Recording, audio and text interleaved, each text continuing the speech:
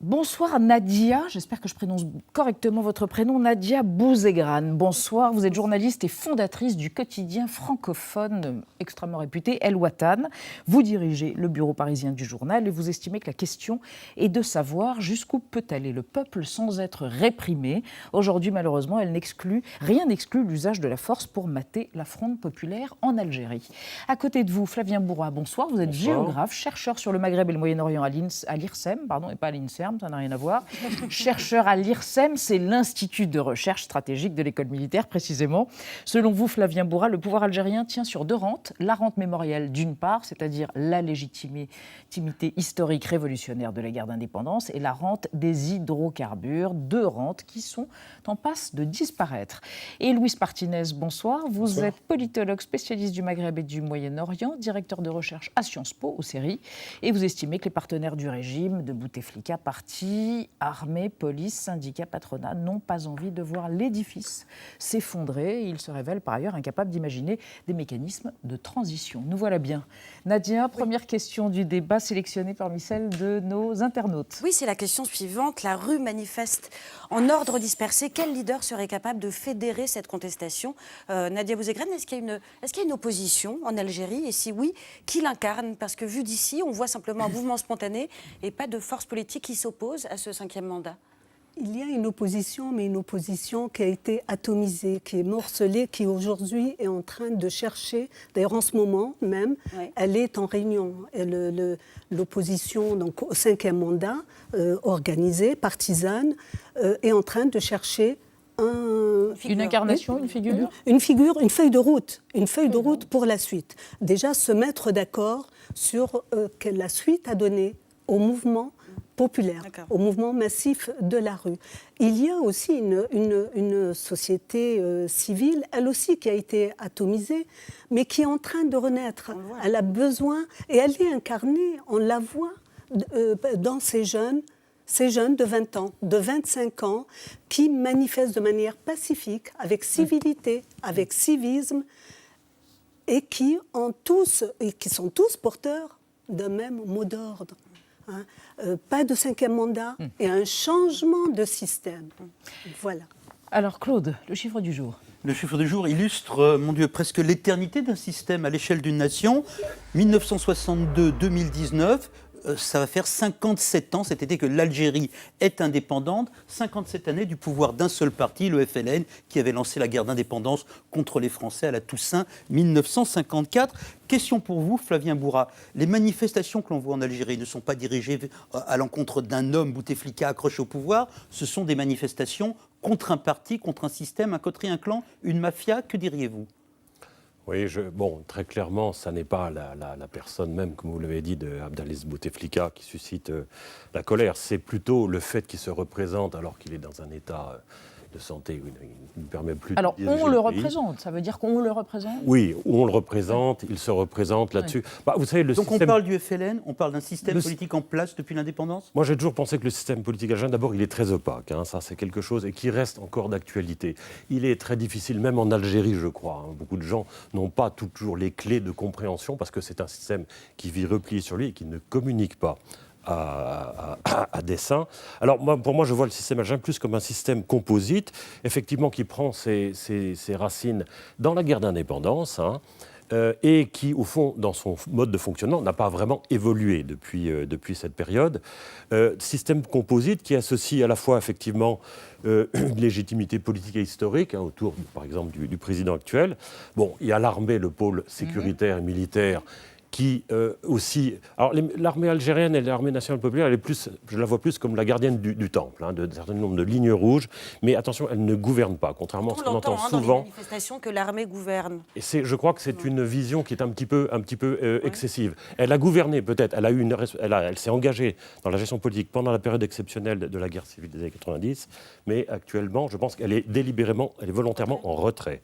Et puis, il y a aussi d'autres structures, moi je vois ça un petit peu comme un cartel, il y a ce qu'on appelle la famille révolutionnaire, et puis aussi des groupes d'intérêt, enfin des acteurs économiques, mais qui sont très liés au pouvoir. Qui gouverne, Louis Martinez ? Disons que c'est difficile à répondre directement, mais il y a quand même une coalition d'acteurs. Enfin, on ne peut pas exclure. L'armée en est partie prenante et je pense que c'est quand même un élément majeur dans l'influence de la direction politique. Il paraît qu'il y a un proverbe en Algérie qui dit « Tous les pays ont une armée, en Algérie c'est l'armée qui a le pays ». Alors, ça pouvait être vrai à une époque. Je pense que d'autres ont accès à ce pays aussi. Et je pense que notamment, on a vu les partis politiques, on a vu l'UGTA, qui par exemple en Tunisie avait fait l'Union générale des travailleurs algériens. Voilà, là, elle est satisfaite. Il y a de la dépense publique depuis 15 ans. On a également le patronat, le FPE, qui soutient. Ce sont des acteurs qui ont appelé à voter Bouteflika à chaque reprise, parce que concrètement, c'est vraiment une coalition en fait d'acteurs qui trouvent un intérêt à voir ce régime-là perdurer et qui estiment que c'est finalement la moins pire des situations que d'avoir un président finalement quasi absent et qui permet d'une certaine manière de co-gérer, je dirais, un certain nombre de secteurs sans trop de difficultés. Donc au-delà même, peut-être au-delà même de différences d'appréciation, de sensibilité, etc. Mais il y a cet objectif commun de faire perdurer le système. Oui, Nadia Bouzégrane. Oui, je voudrais quand même apporter une nuance concernant le rôle de l'armée. Si l'armée ne gouverne plus directement, ouvertement, elle est maîtresse du jeu. Je veux dire, elle a un rôle extrêmement important. On nous a toujours dit que l'armée ne gouverne pas, etc. C'est un pouvoir élu. Mais quand on voit ces déclarations toutes récentes, y compris de menaces de la rue, soutenant le programme du président Bouteflika et le défendant, moi, à mon sens, c'est un parti pris. Et nous savons que l'armée est bien sûr, à l'intérieur, il doit y avoir des discussions, des dissensions, etc. Mais l'armée a un rôle très important. Il y a une clientèle qui s'est formée autour, particulièrement du président Bouteflika, et depuis que la rente, parce qu'avec son premier mandat, le pétrole a dépassé les $120 le baril. Donc la rente était importante. Il y a une clientèle qui s'est constituée autour de lui et des hommes d'affaires, entre autres. Alors Abdelaziz Bouteflika a un frère, il s'appelle Saïd, et ce frère a la main sur le président. Voici son portrait par Olivier Boucreux. Ils sont au centre de l'histoire et méritent forcément quelques déboires. Le 5e mandat frappe à la porte et tapis dans l'ombre, une ombre veille. Alors, faut-il jouer à cache-cache avec Saïd Bouteflika? Mister Mystère par-ci, œil du roi par-là, marionnettiste, grand vizir et donc possiblement calife à la place du calife. Du petit frère d'Abdelaziz Bouteflika, on dit tout et parfois n'importe quoi.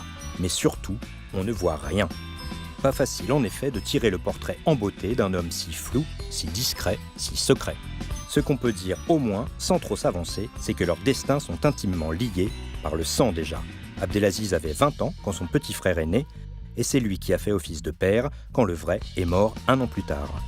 Sa proximité familiale explique comment cet élève moyen et effacé chez les jésuites, ce prof de physique sans envergure, ce syndicaliste mineur, est devenu l'homme si influent qu'on dit aujourd'hui à la fois directeur de cabinet non officiel, porte-parole, conseiller privilégié. Parmi les hommes du président, seul Saïd a le droit d'entrer sans frapper dans le bureau ovale, ou plutôt la chambre d'hôpital du chef de l'État. Depuis la maladie du président, le petit frère a pris sous son aile son aîné mourant et le pouvoir avec lui. Petit et frêle peut-être, mais puissant, si puissant que les Américains auraient déjà enquêté sur lui via des diplomates basés en Algérie, en France, en Tunisie ou au Maroc. Mais le peuple semble aujourd'hui en avoir assez des jeux d'ombre et de lumière, d'un clan indéboulonnable. Merci Olivier Boucreux. Claude. Donc il y a ce président qui est apparemment suisse, qui est hors d'état de présider, qui est la conjonction d'un cartel interne, on l'a compris. Luis Martinez, est-ce que la corruption est le mot-clé pour comprendre la crise algérienne telle que le vivent les manifestants? Oui, pour les manifestants, c'est très clair. Ils ont le sentiment d'être les exclus, les oubliés de la redistribution. Pendant 20 ans, pour tous ceux qui soutenaient Bouteflika, ça se passait plutôt bien, que ce soit l'armée qui a vu son budget passer de 2 milliards à 10 milliards, la police, que ce soit également dans le patronat avec les subventions de toutes les entreprises en faillite. On a vu finalement se déverser des dépenses publiques de façon incroyable. L'UGTA était ravi de voir autant d'argent circuler. Le syndicat, donc. En revanche, pour tous les autres, les étudiants, le personnel de santé, la classe moyenne qui se sent appauvrie, l'inflation qui revient, la monnaie qui en fait est dévaluée en permanence, là, on a le sentiment effectivement concrètement que la rente, on ne la voit plus. On ne voit plus du tout à quoi elle peut servir, si ce n'est à 2, 3, 4 millions de personnes qui, dans le premier cercle finalement de l'entourage présidentiel, trouvent directement un intérêt à le soutenir. Mais on parle d'un pays de 40 millions d'habitants. Donc Nadia Bouzégrane, c'est une révolte sociale d'un peuple qui ne peut plus vivre, autant, peut-être même plus qu'une révolte politique. Moi, j'appellerais ça plutôt une révolte citoyenne. Les Algériens, ces jeunes qui sont sortis dans la rue, auxquels se sont joints les aînés, n'ont connu que Bouteflika. C'est un pays extrêmement jeune. On parle de la guerre d'Algérie, on parle d'indépendance. En réalité, c'est une génération Bouteflika qui ne veut plus de ce qui existe. 70% de la population algérienne a moins de 40 ans. 43% à moins de 20 ans. Alors, vous voyez, qui n'ont même pas connu la guerre civile. Qui n'ont connu ni la guerre civile, ni d'autres chefs d'État. Ils n'ont connu que Bouteflika. Il y a un immense divorce entre ce pouvoir autocratique qui s'est construit autour de Bouteflika. L'arrogance venant de la rente, quand il y avait de la rente. Mais aujourd'hui, il n'y a plus de rente. On en a pour une année. Il reste de l'argent pour un an. Après, il n'y en a plus. Or, ces jeunes, ils ont envie d'avoir des dirigeants qui leur ressemblent, des dirigeants qui soient... C'est plus que leur grand-père, avec tout le respect qu'on doit à nos anciens. Rappelons qu'il a 82 ans. Voilà. Et qu'ils ont 20 ans. Claude, faites-nous écouter quelqu'un qui était ce matin sur France Inter et qui évoquait la question des islamistes. Une autre inconnue, parce qu'il y a effectivement cela, c'est le fantôme, c'est la personne qui est cachée. Est-ce que l'agitation, est-ce que le renversement éventuel du régime pourrait finalement profiter aux islamistes? On va entendre l'écrivain algérien Mohamed Kassimi, il était sur Matin sur France Inter.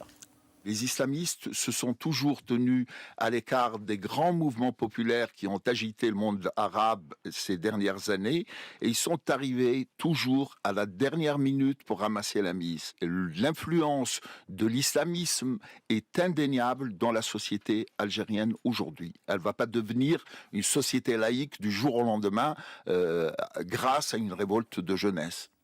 Flavien Bourra, en 1991, le Front islamique du salut parti islamiste aurait dû remporter contre le FNL système des élections législatives, interruption du processus électoral, des années de guerre civile. Est-ce que cela peut se répéter d'une autre manière et à l'arrivée, on aura aux portes de la France un régime islamiste après le départ des oligarques? C'est très difficile à dire. L'offre, le champ islamiste a évolué beaucoup en Algérie. Cet islamisme politique qui était incarné par l'ancien fils, il a disparu, il a été vraiment marginalisé. Disons, il a été rendu illégal. Donc il n'est plus une menace pour le régime. Ce qu'on appelle le djihadisme, le salafisme djihadisme incarné par Haqqani, disons, en voie presque de disparition. Il reste encore limité dans certaines zones du nord-est de l'Algérie, mais c'est quelque chose qui est en voie de résorption. Mais il y a le troisième grand courant, qui est le salafisme prédicatif, qu'on dit aussi madraliste, qui lui est en pleine expansion en Algérie. Alors il est par définition apolitique, il est légaliste et légitimiste, c'est-à-dire il ne conteste pas le pouvoir, on ne les a pas du tout entendus, mais ils infusent dans tous les tissus de la société. La question qui peut se poser, c'est ce courant qui pour le moment a une attitude quiétiste et légaliste. En cas de détérioration grave de la situation, quel serait son comportement? Ça, c'est une question qui reste en suspens. Parce c'est un courant qui est puissant, qui est au sein de la société, dans les mosquées, etc. Donc c'est peut-être une nouvelle donne, mais il est beaucoup trop tôt pour anticiper. Et vous n'êtes pas Madame Soleil. Une autre question, on reviendra à votre question. Oui, parce que je voulais juste compléter ce point-là, c'est important. Les islamistes ont été et sont dans le jeu politique. Ils ont même fait partie de l'alliance présidentielle. Certains sont dans l'opposition. Ils sont dans l'opposition aujourd'hui. Ils ont présenté lors des mandats précédents des candidats. Ils ont obtenu des scores très faibles. Le score du fils n'est plus pensable aujourd'hui en Algérie. Non, on ne peut pas dire ça. Enfin, honnêtement, on n'a aucune idée de ce que pourrait être une force politique algérienne islamiste aujourd'hui. Moi, sincèrement, on n'en a aucune idée, tout simplement parce que pendant 20 ans, il y a eu un contrôle, il y a eu une marginalisation. Mais il n'est pas immunisé contre l'islamisme. Et rien ne peut nous prédire qu'il serait faible ou fort. Je pense que là, il faut qu'on soit vraiment Oui, on ne peut pas Prudent, savoir en termes en tout de cas. force politique islamiste. Évoquons la question de la diaspora. 7 millions d'Algériens vivent en dehors de l'Algérie et en France, je crois, 800 000. 800 000, oui, 815 Alors, 000. la diaspora qu'on a vue place de la République à Paris et dans Et d'autres villes. manifester également pour les Algériens, parce que le ras-le-bol dépasse les frontières. Hier, ils étaient 6 000 manifestants à Paris, 1 500 à Marseille et aussi quelques centaines dans d'autres grandes villes du monde, à Londres ou à Montréal. Donc des Algériens de l'étranger qui se sont joints au mouvement avec parfois les mêmes slogans, parfois avec les mêmes banderoles qu'à Alger, mais aussi avec des revendications spécifiques, puisque les binationaux ont leur propre grief à l'endroit du gouvernement, en particulier depuis le vote en 2016 de l'article 51 de la Constitution algérienne. C'est un article qui interdit aux binationaux d'accéder aux hautes responsabilités de l'État, aux fonctions politiques. Ça veut dire qu'un binational ne peut pas briguer un poste de ministre ou un fauteuil à l'Assemblée. Ça avait été vécu comme un soupçon humiliant de déloyauté des binationaux envers la patrie, comme si c'était des mauvais patriotes. La diaspora française en particulier, elle formule d'autres récriminations. Le fait, par exemple, et c'est pas anecdotique, que la loi qui promettait de prendre en charge les transferts vers l'Algérie des dépouilles des ressortissants algériens décédés à l'étranger, elle n'est pas ou peu appliquée. Elle dénonce également, cette diaspora, un racket avec le prix des billets pour se rendre en Algérie. Ça coûte très très cher de retourner voir ses proches. Et c'est cher, notamment à cause de l'absence de concurrence qui a été décrétée par le pouvoir. On disait donc 815 000 franco-algériens en France, 7 millions à l'étranger. Est-ce qu'il y a, Louis Martinez, une homogénéité, une couleur politique parmi ces étrangers, ces Algériens qui vivent à l'étranger? Est-ce qu'ils sont tous contre ce 5e mandat? Non, on ne pourrait pas dire ça non plus. Je pense que ceux qui l'expriment clairement sont dans la rue et le disent.